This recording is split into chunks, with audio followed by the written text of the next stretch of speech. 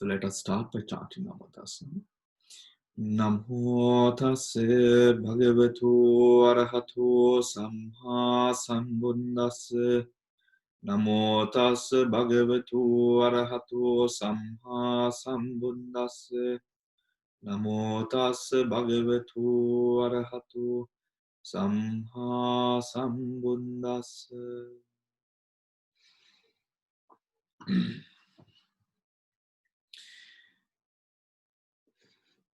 The sutta that we are going to discuss today is called the Sappurisa Sutta. It is also called another sutta which carries the same elements or similar elements of this sutta is the Dhamma Sutta, right? So Sappurisa Sutta or the Dhamma Sutta is what we are going to be discussing today, right?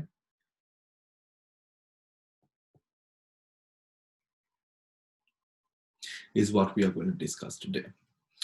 So with regards to this sutta, when we devote ourselves to the practice of Dhamma, when we devote ourselves in time, in efforts towards this practice of Dhamma, we create or we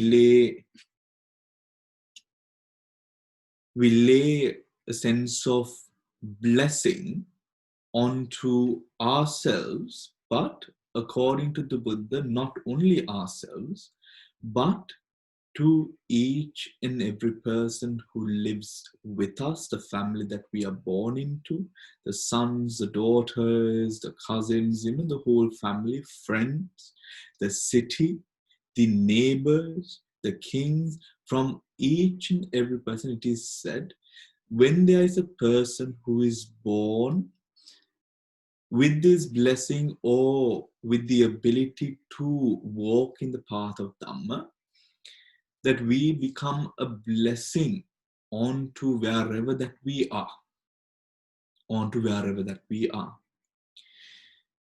This, the Buddha sees. Now, in what way is it a blessing?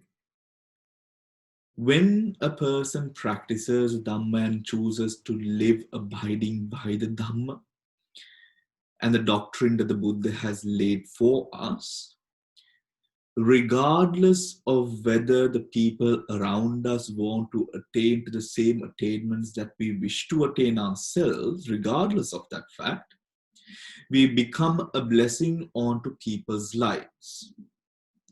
Even the people that work under us, who would be the help, or any person above us, under us in terms of economy, in a similar way will benefit from this person who practices the Dhamma. This person who practices the Dhamma. This is what we are going to look at today, right? This is what we are going to look at today. The discourse on the one who knows the Dhamma. The monk accomplished in the Dhamma, bhikkhus. A monk who is accomplished in 7 qualities is worthy of offerings, hospitality, gifts, salutation with lotus palms. With lotus palms meaning sort of bringing your palms together, right? A supreme field of merit to the world. So these are specifically what we chant as the qualities of the Sangha, right? The qualities of the Sangha. What are the 7? What are the 7? Here, bhikkhus, the monk. Now, although this is taught to the monks, know that when this word monk appears, just as when both or many of the Buddha's foremost disciples are in the assembly, the Buddha only calls out the name of Sariputta, right? But when, as I mentioned to you, when the Buddha calls out the name of Sariputta, he is also referring to the whole retinue of bhikkhus headed by Sariputta, right? So do not think that this only applies to the monks. This applies to all practitioners, right? Applies to all practitioners. Now, you might be wondering, now we have discussed a plethora of different sutras as we have begun to study the sutras along this blessed time, right? In these sutras, we have gone from sutras discussing meditative attainments, we have gone into the jhanas, we've gone into different practices, deep practices as well, right? But as we have gone to the deep practices, it is very important to remind ourselves that although the Dhamma is or can be deep, that we must start with the little parts of our life. Bringing that Dhamma, incorporating the Dhamma into the little bits and slowly allowing this Dhamma to spread into each and every facet of your life. So we must never forget the legwork that we must put in. And also, I have always told you throughout my classes, throughout any talk that I actually give, I tell you, Dhamma is something to be enjoyed, right? The spirit of Dhamma is something to be enjoyed. And in that spirit of Dhamma, it is in these ways that we are going to now discuss today. It is in these ways that we sort of unravel ourselves into the spirit of Dhamma, that we sort of hold on to that spirit of Dhamma in good spirit. In good spirit. There is nothing worse than being in the company of a person who has caught hold of the Dhamma in a way that he or she or any person uses the Dhamma like a snake would use its poison. There is no worse company in this world than a person who uses a pure doctrine, a pure teaching in a way to sort of control, manipulate the minds and lives of other people. Knowing that we must always understand that that boundary sits in a very fine line with the Dhamma, because in the Dhamma we operate with the mind. We operate with the mind. So without further ado, let's go into the sutta, right? Here, bhikkhus, the monk, one, knows the Dhamma, the person who is worthy of the offerings and the respect and all of that is a person who should know the Dhamma, Dhammanyu, right? Second, knows the meaning, right? The meaning of the Dhamma, Attanyu. Third, knows himself, At-anyu, right?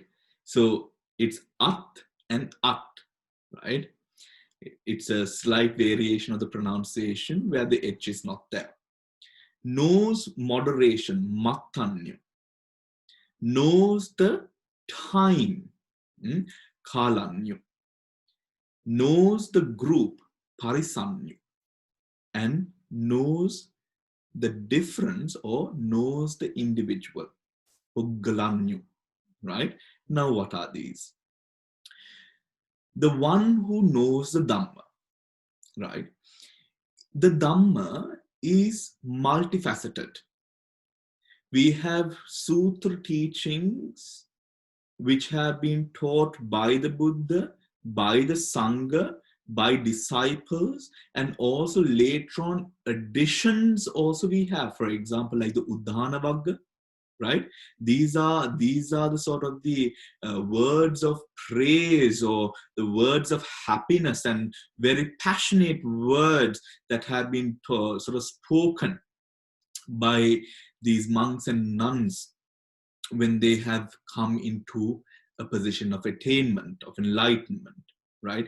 Then we also have, if we do look, there are suttas, the discourses which we go through, Geya, right? These are the songs, right? There are certain texts within where prose and verse are used within the textures, as well, right?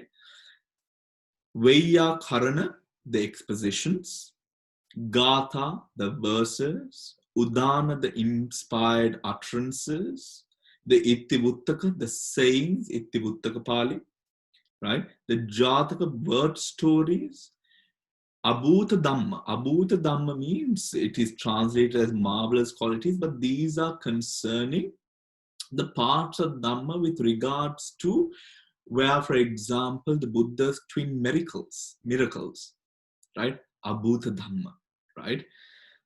Where the Buddha has sort of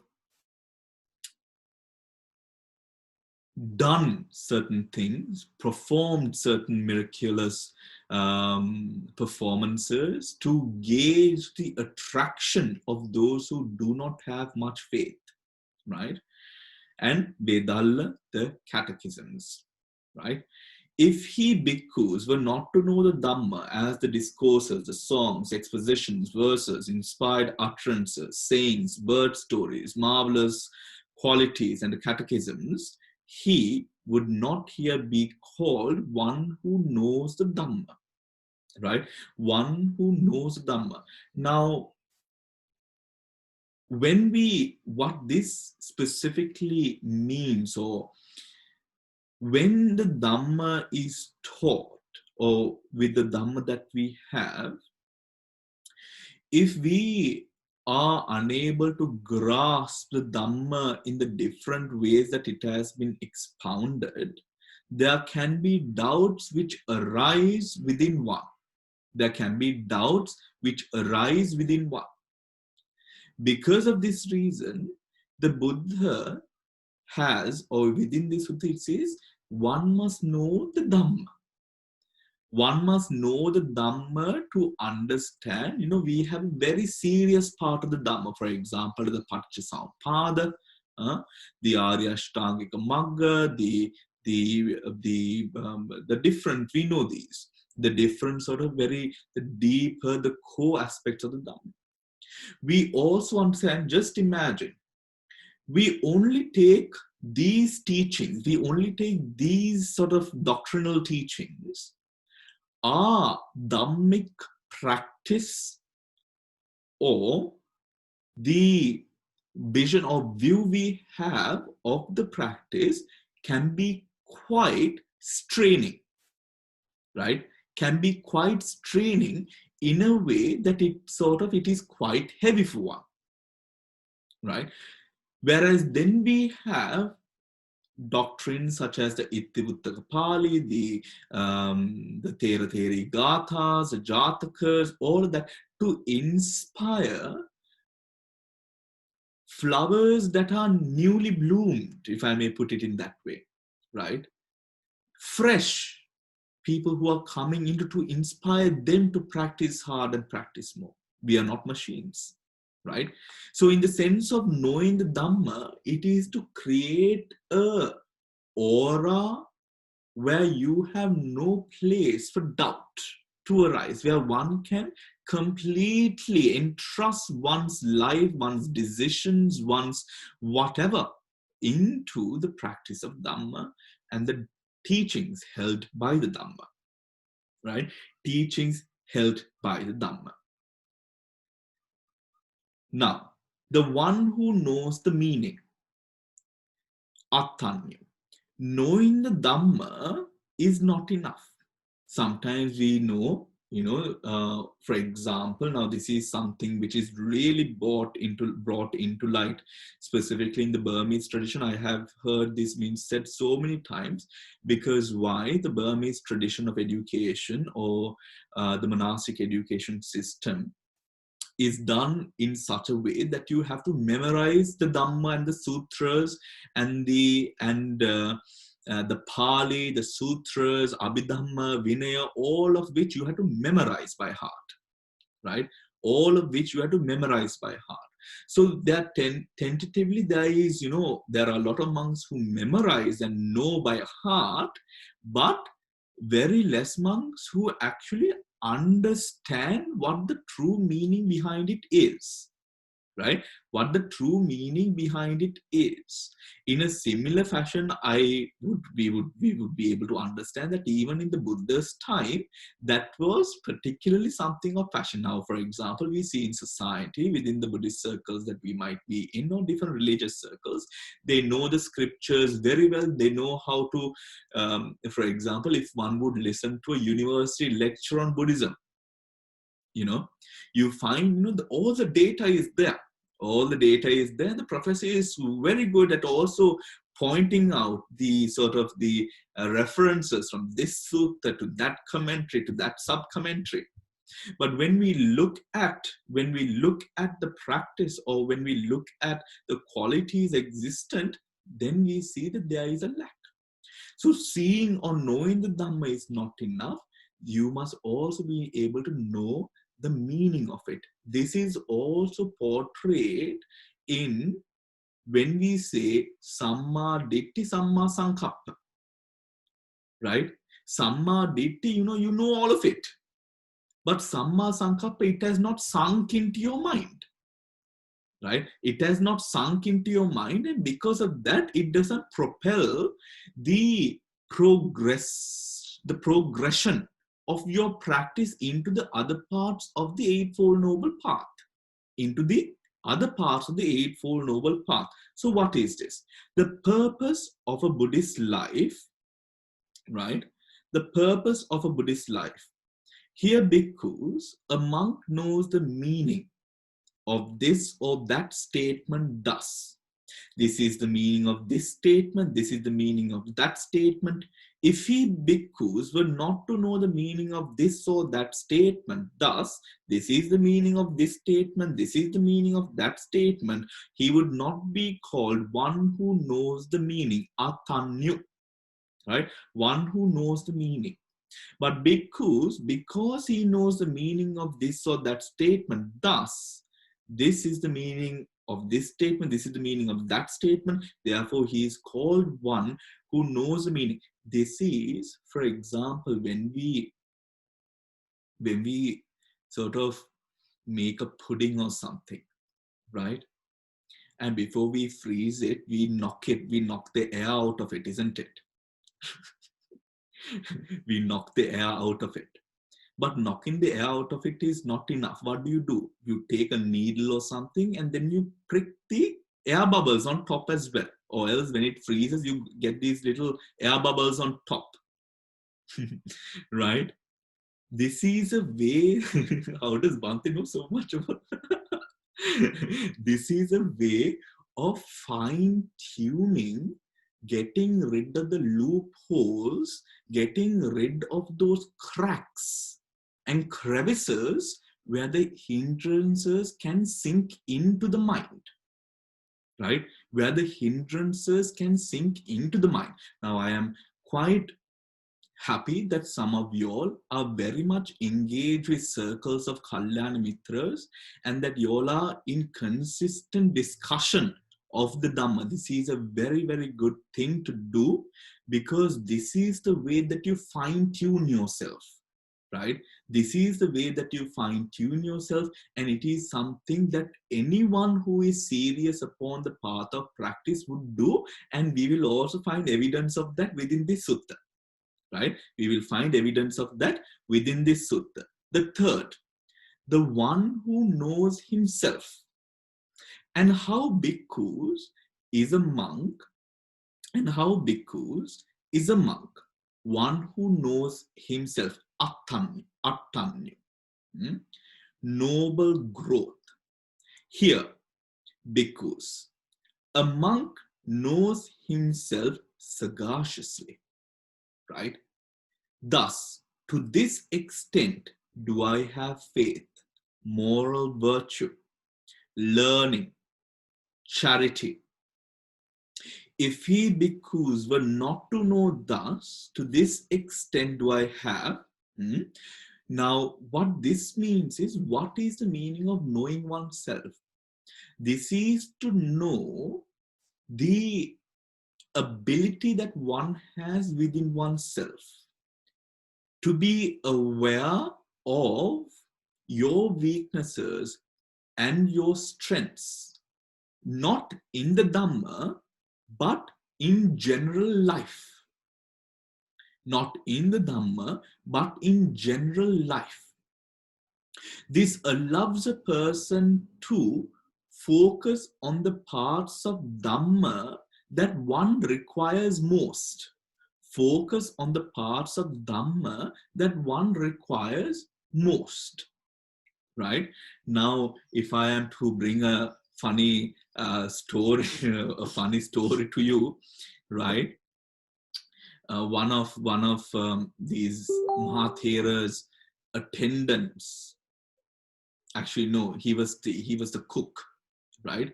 Who was a Samanera monk, right? Who was a Samanera monk.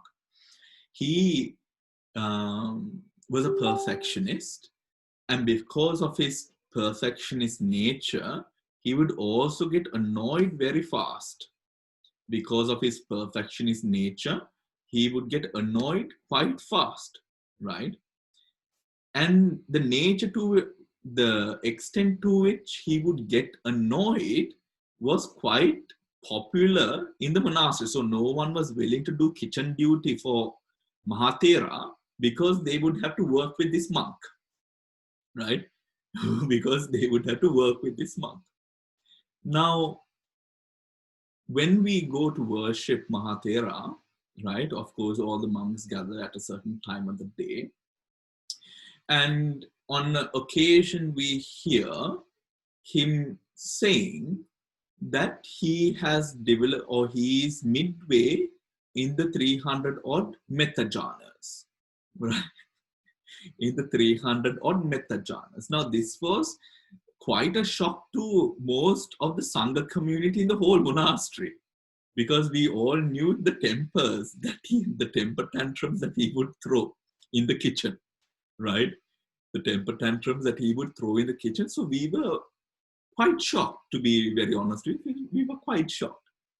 Now, this was clearly because he was unaware, right? He was unaware of his shortcomings, right? He was unaware of his shortcomings, due to which he was completely defiant plus delusional in thinking that he had actually developed in his meditation, right? Because sometimes when meditators, now one of the reasons that monks usually do not discuss, now for example, in our Saturday and Sunday, we are all there when I'm sort of giving advice to the questions that are asked, right? It is very important to sort of listen to it, but not take notes or anything like that, because what your mind starts doing is your mind starts mimicking certain representations of other people, right? So what starts happening is you actually don't have it, but you start imagining that you have certain achievements and attainments, right?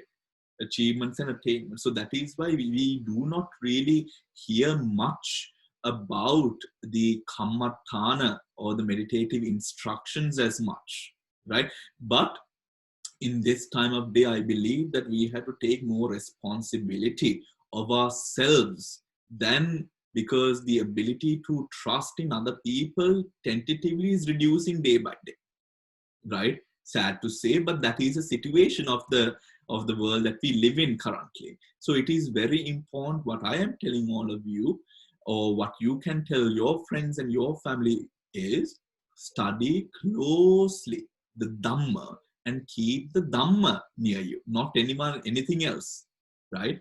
And always have an open mind. Always have an open mind. Be very open to criticisms. Be very open to be challenged in terms of Dhamma, because in the true purpose of fine-tuning yourself, not anything else, right?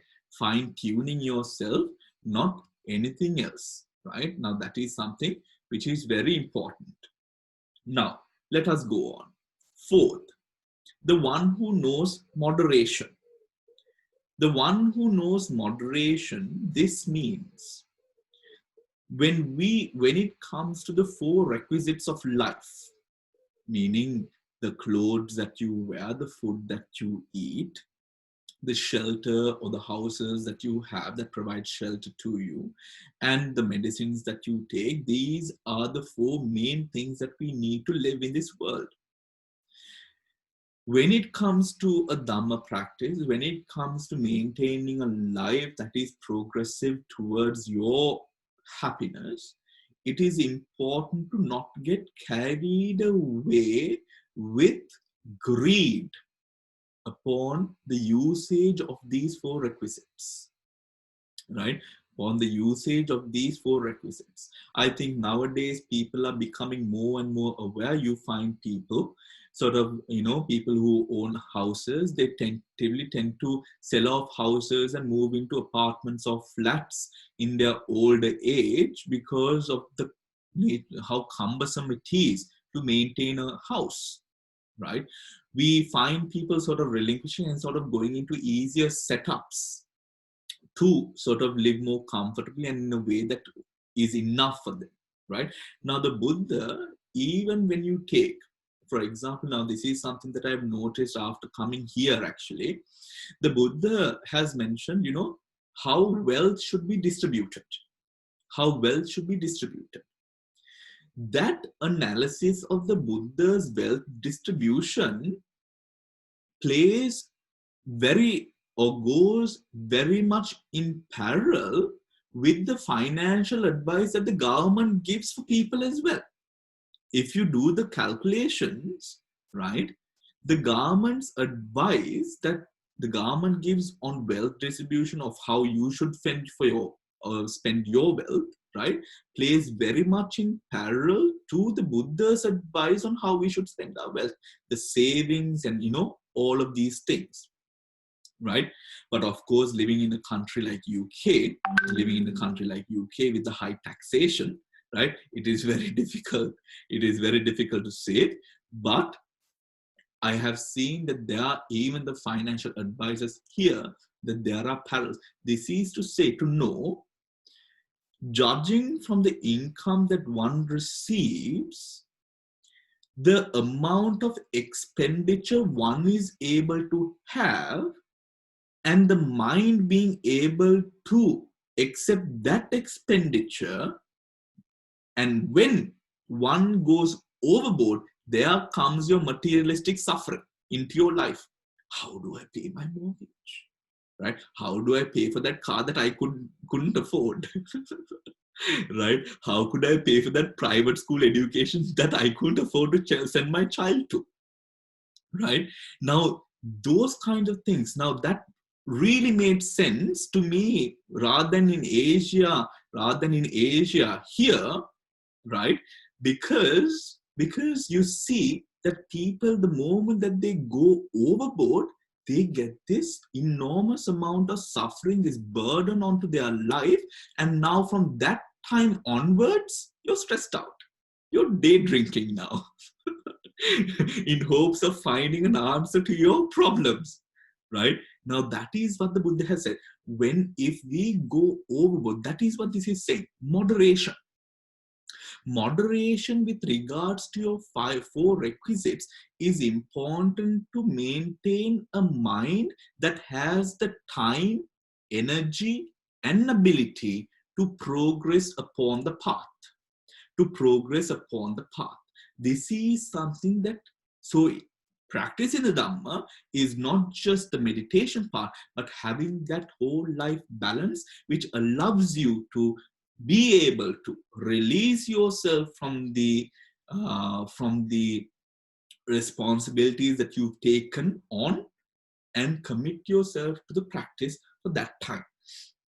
Next, the fifth one who knows timeliness, right? One who knows timeliness, one who is able to manage what? This is a time of recitation. This is a time for questioning. This is the time for effort. This is the time for solitude, right? Now, I think for monks, of course, this applies very much. Even for you, right? If you are to bring meditation into times that you have to spend with your family, isn't that going to cause a problem? right? If you are going to go on and read a Dhamma book during the time that you have to spend with your husband or your children, is that not going to cause some sort of friction, right? Now look at how realistic the Buddha is here. You know, it's beautiful. The Buddha is so realistic. This is to say that Dhamma practice is not just your meditation or your Dhamma book reading or attending this class, that it is your life itself, including your interactions with your family and friends. It is to that extent that the Dhamma should be incorporated into our life. So then what happens? There is no struggle. Every moment you might sometimes be thinking, okay, I'm cooking 3 meals a day. Bring in the practice of metta into your cooking, right? So 3 meals a day, when you are cooking 3 meals a day, if you bring or train yourself to do metta and cook with that loving kindness for your children, your partner, whoever it is that you're cooking for, that is a practice on your side. You might have a large garden, right? Think of it in a way that Dhamma is there. So then nothing of that sort is a waste of time for you, right? Nothing of the sort. So Dhamma in that way, like roots, the example that is made is in a weak tree, like a coconut tree or a palm tree, a weak tree that is easily blown off by a storm, has no deep roots, But do we ever find a great banyan tree sort of collapsing to a storm? Do we find a Bodhi tree collapsing to a storm? Never, right? We never find it. You can't, it's so difficult to even if you are to bring a crane and try to lift the roots up, it's difficult. You usually poison these trees and kill the roots, right?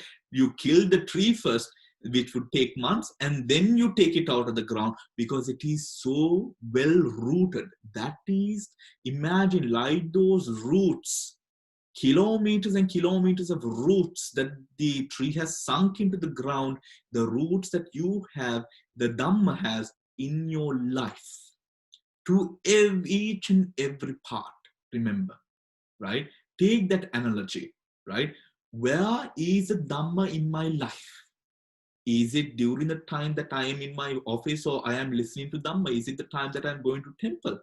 Or is it in each and every activity of my life? It should be, according to the Buddha's teachings, in each and every activity of your life. Moving on. Know the one who knows the group. Now, this is a very interesting part, right? The one who knows the group. Now, what is the group? Here, bhikkhus, a monk knows the group thus. This is the assembly of nobles. This is the assembly of priests. This is the assembly of householders. This is the assembly of recluses, right? So to say, the Buddha has told, the Buddha has mentioned, right? The Buddha has mentioned that we are all a collection of phenomena, right? We know this, we all know this now. What is a phenomena? The 5 aggregates, right?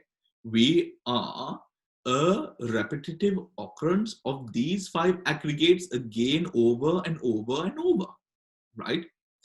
But that is the ultimate reality way of thought. Now here you find the Buddha says, know the assembly of nobles, priests, householders, recluses.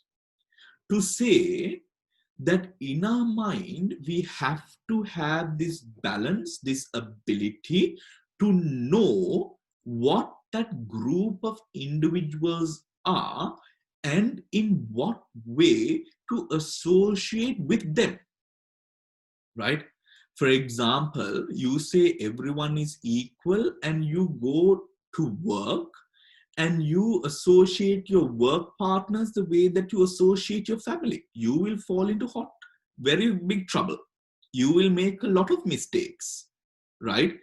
You will make a lot of mistakes. Now, that is why here, this awareness to understand What group of people are you with? The Buddha says to the monks, when we are with laity, there is a specific amount of rules that we must keep, right? You're not supposed to raise your voice, right? You're not supposed to use abusive language, derogatory language. You are not supposed to put anyone down, right? Now, even now, for example, even with monks, now one of the benefits of the katina is this is a time that we can openly address weaknesses in the sangha, right?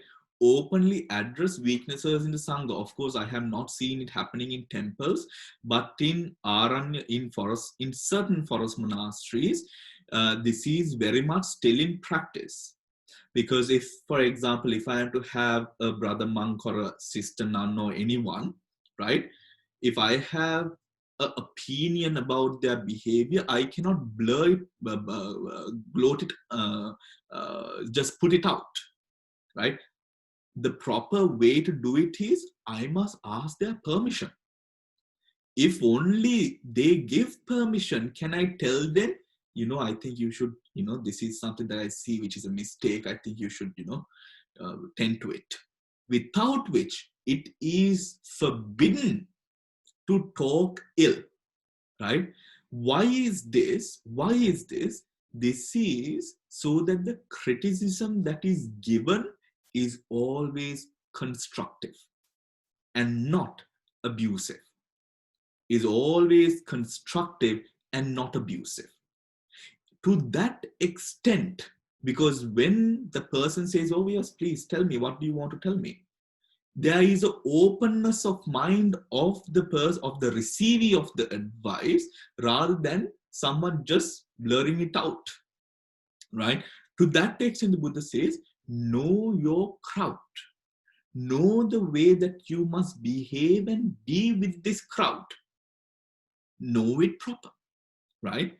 Then it is know your individuals. Also, when we say know your crowd, this word parisa, right, which means group, there is also suitability in the crowd. Suitability in the crowd. Crowds which help you develop and crowds which do not, right?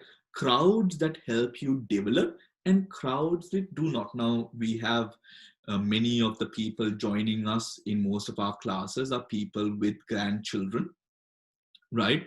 Now, something that we know in work, in living in the West is, especially in a country like the UK, alcoholism is a big problem, right? Usually alcoholism has become a problem because alcoholism is a part of the work environment, bonding times. The, what do you call it? Free hour? No, happy hour,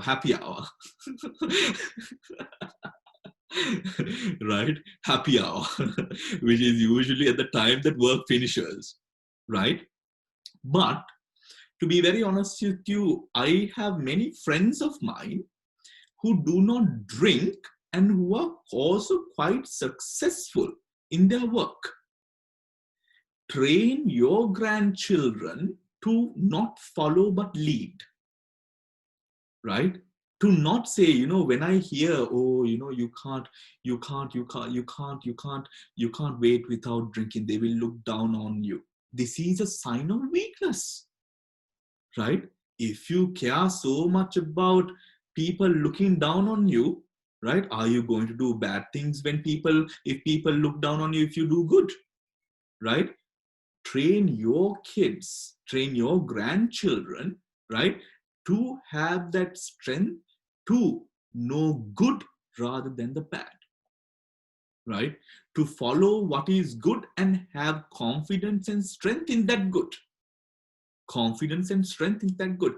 And in the UK now, within the new generation, the younger generation, You find everyone sort of, you find a lot of people coming out of alcohol as well, because younger generations are very, they also are health conscious, right? You find an increasing amount of young people committed to health and knowing, treating their bodies right?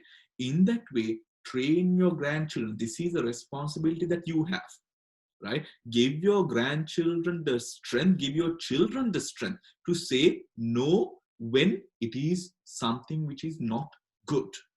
Do not be followers, be leaders, right? To be leaders. So in this knowing your group, this also insinuate not hanging around or not socializing or not welcoming people who deteriorate your qualities into your inner comfort circle. Behaving and being with groups, for example, now, when we are alone at home, the people that you talk and associate should be people who uplift you, help you in your Dhamma practice, and support you in your mental health and well-being, right?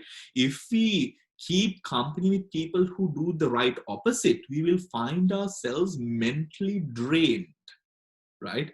That also does come in knowing your group and then knowing your individual, right? What is knowing your individual? Progressive training.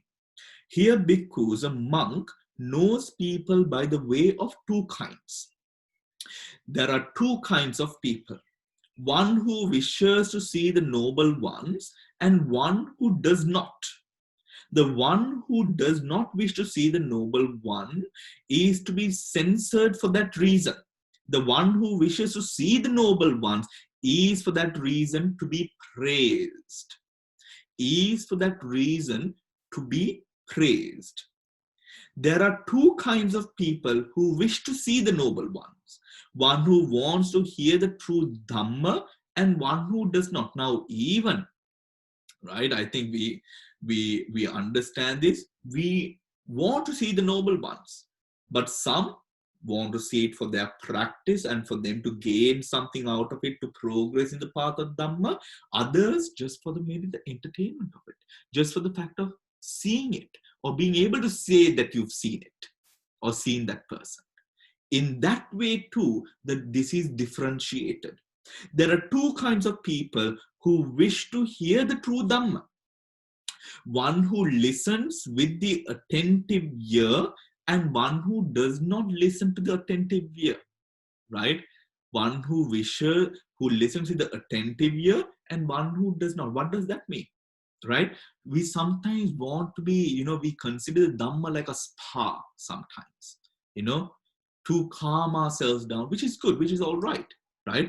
But in thinking so, some do not absorb the Dhamma, but just uses it as a temporary high, if I am able to say that word, right? A temporary high, a temporary sort of happiness, right? But not absorbing it into your life, not listening with an attentive ear. There are two kinds of people who, having listened to the Dhamma, remember it. One who examines the meaning of the Dhamma, one who does not examine the meaning of the Dhamma. Now you know the Dhamma. You listen with an attentive ear. But then there is one person who will think about it, ponder over it, and sort of break it apart and then try to go deeper into how it relates to you. And then there is the other person who does not do that, right? Who does not do that. There are two kinds of people who examine the meaning of the Dhamma that they have remembered, right? The Dhamma that they have now listened attentively, right? Took it in and remembered it also. One who practices the Dhamma in accordance with the Dhamma, right? And the one who does not practice the Dhamma and not knowing the meaning. So the true sense of Dhamma is not absorbed, right? So now you see in that way what the Buddha commends is the use of Dhamma for the practice of Dhamma. Not the use of Dhamma for the entertainment that the Dhamma provides, right? That the entertainment that the Dhamma provides. Now we see that there is a sort of a fashion for Dhamma, right? We see that there is a fashion for Dhamma, and in this, because of this fashion for Dhamma, we find people coming into Dhamma and disturbing the peace of the Dhamma. You find this in a lot of temples, right?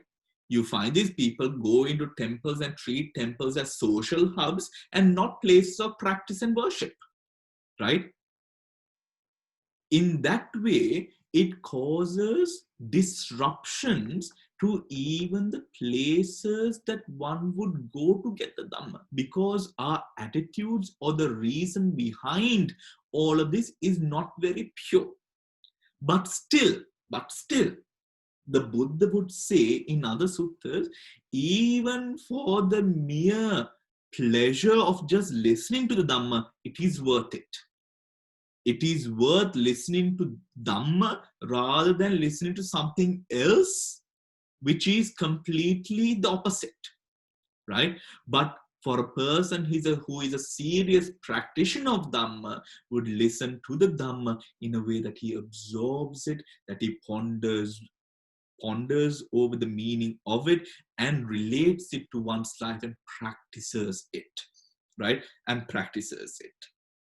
Now, this is what this sutta mentions. Now, with regards to this sutta, there are 14 qualities or stages, right, of discipleship, which is mentioned in the Chanki Sutta, right? In the Chanki Sutta. Similar to what we have just gone through, but the Chanki Sutra is a little bit more, I find, a little bit more relatable, right? The first, right, to those of you who are looking at the handout, page number 180, right? The first is faith, Shraddha, right? Shraddha. Now, Shraddha is the faith, the trust that we have towards the Dhamma. This is very important. It is very important to not get it mixed up as well, right? Shraddha, we know, is always has the foundation of wisdom, right? The second, approaching, right? Approaching who? Approaching a teacher. Approaching a teacher and not just hammocking around with the teacher. Using the teacher for discussion. Using the teacher to go deeper into yourself. Using the teacher, right, to sort of allow yourself to progress in the path of practice. This is what we need the teacher for, right? Even similarly, the Buddha has mentioned Kalyana Mitras. In the association of Kalyana Mitras, it is mentioned having a good person around you is good, but it is useless if you are not making use of the teacher or the Kalyana Mitra. What you have to do is you must engage in occasional, regular discussion with these Kalyana Mitras for you to get the true benefit of that relationship. The third, right? The third, respectfully drawing near, meaning growing close to the teacher in a way that you listen and you learn from what the teacher has to offer, right? Growing close. The fourth, lending a ear, listening attentively, right? Listening attentively to the Dhamma. When we listen to the Dhamma, not for the facts, but in a way of how can I apply this to myself? How can I apply this to myself? Now, something that I must say is, especially with now the way that we have been learning, right? the way that we have been learning for the past few weeks, right? Especially in terms of even the Abhidhamma, some of you are upset about the questioning, right? Some of you are upset about the questioning, right? And some of you have the audacity to call me also and tell me that you're upset. Like I care.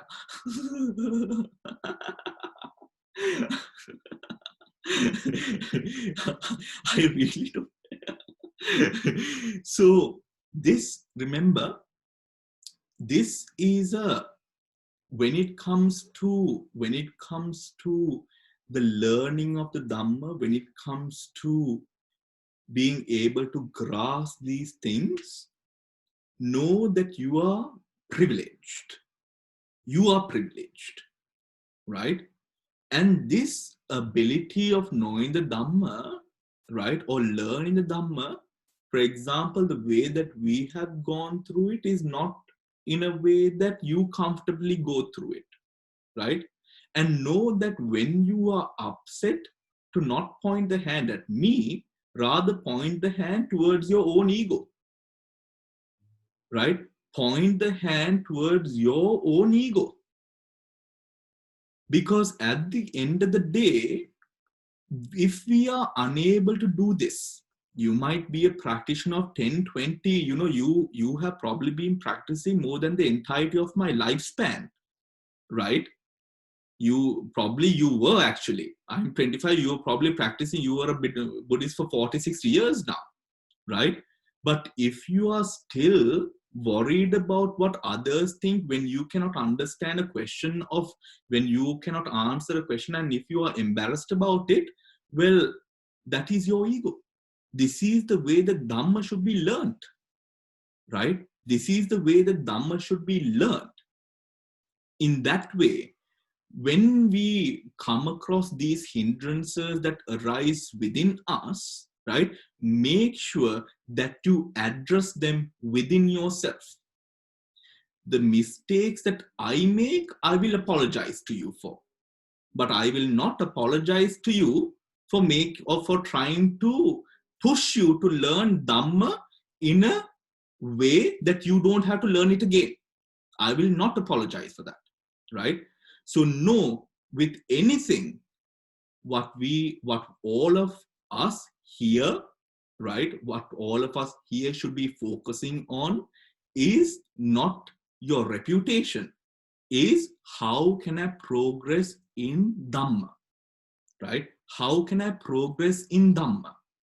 The Buddha, in many of his talks, in many of his preachings, in his suttas, sometimes when you read through these discussion forums between the monks, you sort of think, my gosh, how did he say that to that monk, right? For example, a group of monks sees one monk doing something deranged, right? They go to him and they ask, here, how can you do this? Right to the monk's face, right? The monk is also, no, he's not offended by it. He says, I'm doing this because I think of it in this way, right? And then the group of monks grab the monk in many occasions, and take him to the Buddha. Now, these are what we would say, these are our friends, right? These are our friends who are apprehending us and taking us for counsel or judgment by the Buddha. And the monks don't take it personally. Why? Because I personally thought about this. If this happened in the monastery that I was living in, my group of friends, drag me to the head teacher or the head monk, I would be offended. But why aren't these monks? Why? Because all the monks, they are focused, even the ones who are doing something which is wrong, thinking that it was okay, all of their motivations behind their practice was, I want to find enlightenment. If we think that we will be able to find enlightenment without getting rid of the shallow ego of being fearful of your reputation being damaged through answering a question, let me promise you, you will not attain nibbana for sure, right? It would be something, if it be something which is quite a miracle, even if you are able to attain to a proper stagnant samadhi, please remember that, right? We let the Dhamma take over your life. Don't try to manipulate the Dhamma in ways that it suits you. That is wrong. And that is not what is expected here as well, right? Expected here as well. Because I believe that we are on a path, but the day that I forget that and just do the class because I am a monk, I must show that the Dhamma Center is doing work.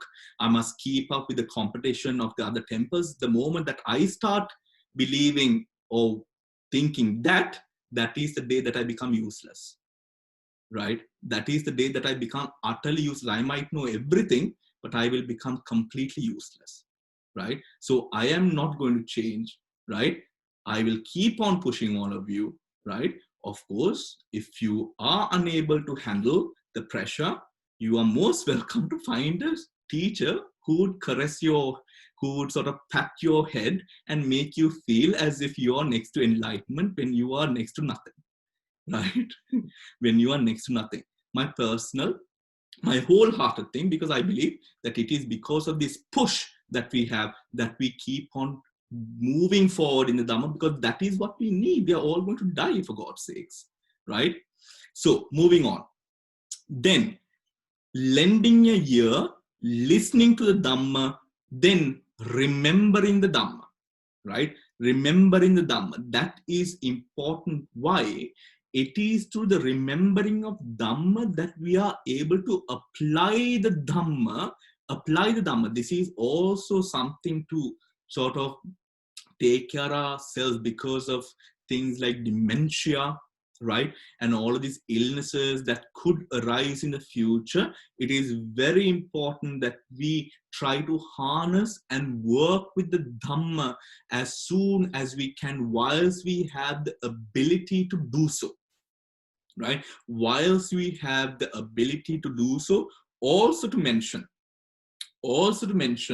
that mindfulness meditation is said to be one of the best ways to keep states like dementia arising in your mind, in your brain, right? It is said to be one of the best things to practice to keep dementia, short-term memory loss, and anything to do with Alzheimer's and all of that, to keep that away. It is now found that mindfulness meditation is one of the best techniques that you should empower or sort of bring into your life. Moving on, investigating the Dhamma, right? Investigating the Dhamma, we know, is reflecting upon the Dhamma and going deep into the meaning of what the Dhamma is, right? Of going into the meaning of what the Dhamma is in terms of you, right? Then we have reflectively, it's reflectively accepting the teachings. Now, reflectively accepting the teachings after investigation, right? Now, out of the Shraddha, the faith that we have, we are programmed in a way, is it in the Dhammapada? Then I accept it, right? But you find here that that is not what is expected of us as practitioners. What is expected is that we scrutinize, that we pull everything apart, that we try to go into the crux of what is delivered, and then if we are able to find the true meaning of it, then we accept it, right? Then we accept it. Through this way, this is in a way of programming your mind, right? This is a way of programming your mind to believe, to really hold on to what is said. Now, if we take the educational techniques employed in a Western way, right, the Western education system, you would understand now it is very much different from the historic Eastern techniques, where the Eastern techniques are more of memorizing, isn't it? Right? The Western techniques is more of understand based, right?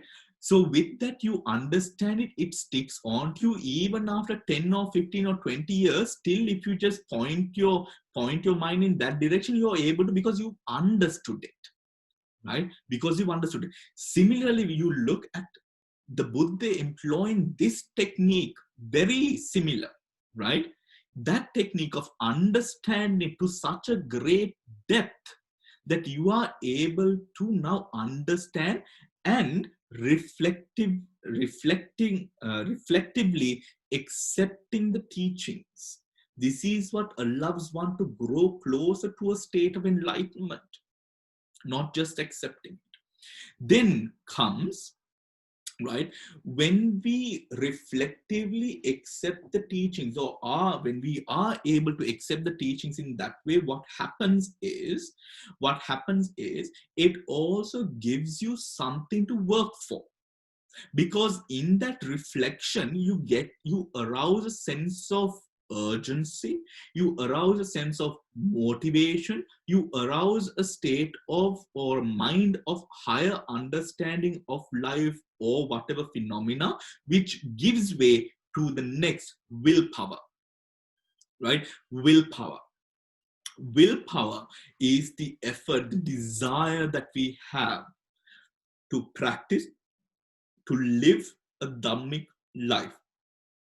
With the chanda, with the desire, we have exertion, right? The exertion, which allows us to now fine tune and understand the practice of Dhamma even deeper, where everything that we have memorized, understood, taken to heart, now we put it into play, right? This is where we now start playing the game. Where we exert, we fail, of course, but we exert, we know the right way to put it in. It is a dance almost, right? With a great amount of finesse, that we know how to bring in this Dhamma into our daily operational activities of life, right? Then we have weighing, balancing the practice, right? Conduces to striving. Now, when if we are to take the demography of the types of monks that existed during the time of the Buddha, there were great monks, for example, Mahakassapa Thero, who was one who was devoted to a very austeric way of practice. Talking about austerity, you find bhikkhus practicing the Moneya Pratipada, which is the observance of all austeric practices mentioned within the Dhamma, the Dhutangas. They practice all of it. Whilst even someone as foremost and senior as Venerable Mahakassapa he did not practice all of it, he practiced most of it, but not all of it, right? You find that the bhikkhus, they were quite comfortable by understanding what level of practice they lived in, right? What level of, there was no, for example, there was no, okay, he's doing it, so I should follow him. There was nothing like that. Of course, Venerable Mahakassapa had a group of followers who looked up to Venerable Mahakassapa specifically, right? As a disciple of the Buddha. But they practice in a way that suited the abilities that they had, right? The abilities that they had. Why? Because why? Remember what we spoke about before? Understanding yourself, right? Understanding yourself. That is very, very, very important. Understanding the circumstances that you live in. Understanding your abilities, your strengths, and your weaknesses, right? That is very important to finding. Now, what this weighing, the tulana, which is the balance, right? The balancing of the practice. Because the moment that you exert yourself into a position where you are now off balance, you will consistently be fighting with family. You will be fighting with monastics. You will be fighting with people, because now you're going to think, okay, the environment is the problem. No, it's you. Your balance is off. Your balance is off. Then striving on, right? Here he realizes through his own body the supreme truth and sees it by penetrating it with wisdom, meaning reaching the state of enlightenment, right? Reaching the state of enlightenment, right? Remember, even if we are to take enlightenment, if I am to say, okay, enlightenment is here, mentally we have this way of or pattern of thinking in our minds that we think that enlightenment is here. Each and every day when I am doing something good or studying the Dhamma, it seems as if I am moving closer to this, right? This is wrong, right? This is wrong. Because why? Enlightenment then for you is always going to be in the future narrative. When it is in the future narrative, it is never in the present moment, right? It is never in the present moment. This can be with the Abhidhamma that we have been studying. We understand that the Eightfold Noble Truths, when they arise, the Eightfold Noble Path, Eightfold Noble Path, the Eightfold Noble Path, the 8 factors, when they arise in that standard level, conducive to enlightenment in one consciousness, that is when we are able to say we have attained to a level of sainthood, be it one of the 4. This is a present moment. This is a present moment experience, not a future narrative, right? This is not a part of a future narrative. This is a present moment experience. For the present moment experience to arise, the Dhamma should be practiced in the present moment, right? In the present moment. Not, it's not like our diet, I'll do it tomorrow. I'll try harder tomorrow. I'll keep out of it tomorrow. It's not going to work like that, right? It has to, the mind needs to be trained right here, right now. Right here, right now. That is the awareness of how the mind should be taught to become aware of the subsets and facets of Dhamma in your life, right? The subsets and yes, it is almost like a sense of brainwashing. Agreed, it is maybe, right? But why not if it is washed for good, right? In a way that we give into the Dhammic practice without any form of guilt or doubt. For that to arise, the Dhamma has to be known, right? The Dhamma has to be known. And to be very frank and honest with you, I believe that the best way to do this, right, is to first have a filter, right? To have a filter. I believe having a filter is very, very important, because every Tom, Dick and Harry seems to be on media nowadays, right? And with that, you are in a position where you are consistently in doubt, right? You are consistently in doubt. Now, one of the precautionary measures that the Sangha of Burma has taken is no monk without the basic Dhammacharya degree is able to preach Dhamma. If they are, a complaint can be made and they will be arrested, right? You cannot preach Dhamma without that basic qualification of a Dhammacharya. Now, Sri Lanka also has a Dhammacharya, but Sri Lankan Dhammacharya is of a very low standard. to be very honest with you. Any acharya in Sri Lanka is actually of a very, very low standard. Any of you who study for Dhammacharya or Abhidhammacharya, any of you, if you put in a year of your time into it, you can pass it as well.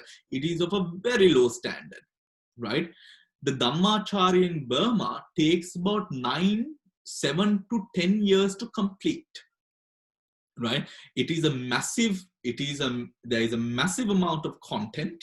There is a lot to memorize. There is a lot to understand in order to be able to do this, or to complete this examination, right? In that way, they have, so it is in that way they have sort of curtailed the amount of non-Dhamma teachings, right? Non-Dhamma teachings which is put out. Dhamma is, of course, a doctrine. Acharya is a teacher of Dhamma. Acharya means teacher, right? So with this, we need to have a filter. Make your primary base of Dhamma education the Tipitaka itself, right? Make your primary course of education, Dhammic education, the canon, right? The canon. And identify not someone that lay people respect. No, don't go for people that lay people respect, right? Go for a monk that monks respect. That is my pointer to you, right? Go for a monk, listen to the teachings of a monk that monks respect, not the lay people. Disregard the lay people altogether, right? Disregard the lay people entirely. Go for a monk that is respected by the Sangha, right? Respected by the Sangha. That is absolutely important. And that can be a beautiful guide for you to identify a good teacher, right? A good teacher. And also go for a person who has a committed mindfulness practice, right? Those 3 points are very important when you're looking for a person that you are listening to or using the teachings of, right? That will give you a pristine, clear, right? Detailed examination of whatever Dhamma that you're listening to, right? Because why I say, some of you might not understand, why does Bhante say, disregard the lay people? Because it is very easy to make the lay people happy. Very easy. Being a Dhamma preacher, I can tell you that, right? It is very easy to make the hearts of the lay people happy, right? It is very difficult to make the heart of the monks happy. It is very difficult to get monks to listen to your talk. For that to happen, you must have a good amount of quality, right? Because the monks will go to a monk that they have heard good about, right? They will not be going, the monks will not be gathering around, right? In a way. Now, I am not saying, okay, for example, if this is my monastery, the monks in my monastery will of course respect me, right? Because I'm the boss, right? Not in that way. I mean in a way that a lot of, like, from other monasteries. Now, for example, take now in Aridhamma Thero, Mahathero, right? He was respected by the whole island, right? Pahankanui Dhammadeshana Katukurunte Jnanananda Mahathero. He was respected by the whole island, right? Now, people like that, I have so many other names. Jnanasila. I forget these names, right? So there are bhikkhus like that. Do a bit of research and go for monks of that standard and stature, right? That is very important. Do not waste your time listening to what is popular, right? Do not waste your time listening to what is just popular, right? Because of the confusions and doubts that arise. Now, specifically, even I am very, very particular about Dhamma talks that I listen to. I have about 50 gig of Dhamma talks in my computer. All of Anauni, Aridhamma, all of these senior monks who all of these monks respected, right? That is very important. Have a filter, use the text, the canon, right? Use the text, the canon, and use that as your Dhamma guide to go forward. And always think, I do not know much, right? Do not think that you know, right? You might have studied the Tipitaka, you might have done a lot of things with it. That is something which actually, even with regards to even with regards to so uh, Venerable Bhikkhu Bodhi, of course, Venerable Bhikkhu Bodhi, if you can listen to Venerable Bhikkhu Bodhi is also a very respected monk by both the laity and the monks as well for his canonical works. I personally find it a bit difficult to listen to Venerable Bhikkhu Bodhi because he is so slow in his speech. If you have listened to Venerable Bhikkhu Bodhi's talks, he's very slow and monotonous, right? Which sometimes put me to sleep very easily, right? But of course, I know that for some, it is their cup of tea, right? Their cup of tea. But of course, Venerable Bhikkhu Bodhi, Venerable Sujato, right? Venerable Sujato. There are a couple of bhikkhus like that, a couple of bhikkhus of that sort. Samantha, you're putting me in a, don't ask me with this bhikkhu. I cannot say don't in public media, Samantha. Right? So in that way, I think in terms of English bhikkhus, I would say Bhante Jag, right? Bhante Jag, Venerable Thanissaro, right? Venerable Thanissaro, Bhikkhu Bodhi, more English, Bhante Analeo, right? Who else? Bhante Analeo. There is Bhante Silananda, whose talks are available. He was a Burmese monk, Bhante Silananda. Bhante Keshri Dhammananda. These are good. These are very good, sort of, with a lot of depth. These talks come with a lot of depth, right? I think for people who speak or can read German, there are even more than monks, than English-speaking monks in German. There are incredible amounts of books in the German language, which also which go into great depth, because apparently the German language is much richer than the English language, apparently. So the dispositions of Dhamma go deeper. So in that case, of course, the whole Jnanatiloka lineage is quite a very powerful place, or has a very powerful reckoning of Dhamma, right? Powerful reckoning of Dhamma. So in that way, always know mindfulness practice, Dhamma knowledge. Mindfulness practice, Dhamma knowledge. That should be there. So with that said, are there any questions? Are there any questions that you would like to ask? This is your time. You can unmute yourself if there are any questions that you would like to ask.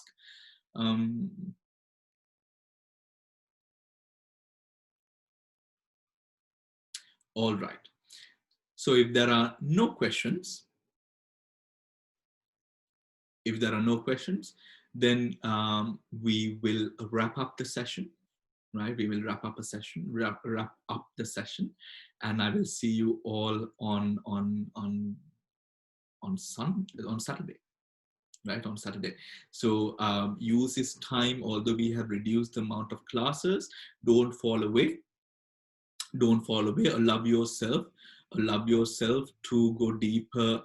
To go through what we have done, the Abhidhamma, and of course take the time, if you are going through the sutras that we have done, also something that you specifically like, read it in a way that you sort of really absorb the material of it, in a way that you question, how can this benefit me? Always question yourself, interrogate yourself, come face to face with the hindrances that you are facing. We are all on a journey. We are all on a journey here, and I hope that in sort of conveying the teachings, and in sort of having this group and having people come into this group, it is very important to have this open atmosphere where we support one another in sort of Dhamma learning, right? So also in your little groups, you might have friends, you might have the ability to sort of have organize talks or organize sort of discussion forums within yourself and engage in Dhamma discussion, right? Engage in Dhamma discussion, talk it out with a couple of, get your groups together, get into Dhamma forums and discussions, and really, don't waste time, right? Don't waste time. If you want to relax, relax. Have a relaxed Dhamma Sakacha, where you're just chatting to a bunch of your friends on Zoom about the Dhamma, just having that base of Dhamma. This really sort of fine-tuned and helps everyone perfect themselves and go deeper into the Dhamma practice. So thank you very much for tuning in, and I hope you all a good rest of the week, and I will see you all on Saturday. Take care and good night. Teron Sanna.